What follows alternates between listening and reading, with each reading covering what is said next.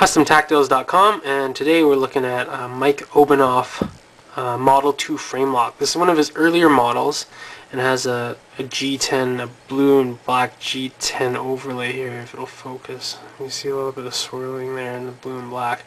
Mike Obenauf pissed a few people off when he recently, I guess in the beginning of the year here, started taking people's money and not sending them knives.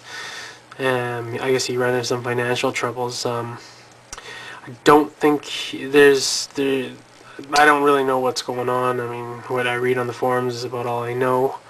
But it's unfortunate considering that his stuff is so good. I mean, his quality's up there with Kit Carson, and I believe he used to be Kit Carson's son-in-law, but I don't believe that's the case anymore. So these Model 2s used to run, I think, in the $300 range, $275, $300 or something like that, and that's just a phenomenal deal. There is not a knife that you can find out there with this build quality and size and just overall finish for that kind of money, except for a production knife like a Spenza perhaps.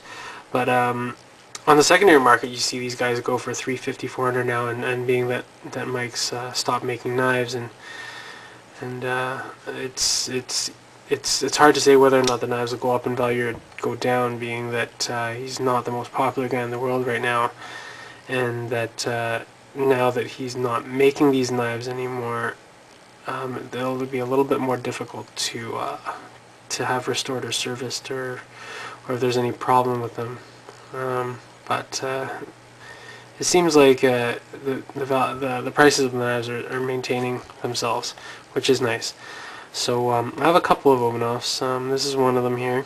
A little bit more unique Model 2. It's got some lines here and some edging on the bevels here, and it's got this overlay which is kind of unique. It gives it a nice sort of a butt end here that fits in the palm of your hand a little bit nicer. Really solid frame lock. Typical Obenauf quality. This is one of his earlier Model 2s. It's not like his current, or not current, but his last ones that he had. And he's got his typical engraved signature there on that side. Dual thumb studs. He usually has a G10, like a half G10 backspacer, which is kind of a nice touch. It's always nice to have a full or half backspacer rather than just spacers there, because they kind of look cheap and they don't feel as good in the palm of your hand. Like this really just has this nice smooth feel. It just sits in there, and you just want to hold it and use the knife. The Obenauf Model 2 has been compared with the Spenza time and time again because it shares a very similar style and blade shape, except that the Obenauf has a bit of a drop point, whereas the Spenza's not quite. The Spenza has sort of a very long clip point, and it's a different knife. But this has been compared to the Spenza over and over again, and personally I prefer the Obenauf. I've owned lots of Spenza and lots of Obenaufs, and I do prefer the Obenauf over the Spenza.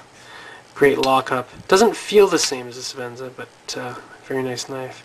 So I hope you enjoy the review, and keep an eye out for some Obenaufs. You won't be able to get them for very much longer, as they're not being made. Alright, see ya.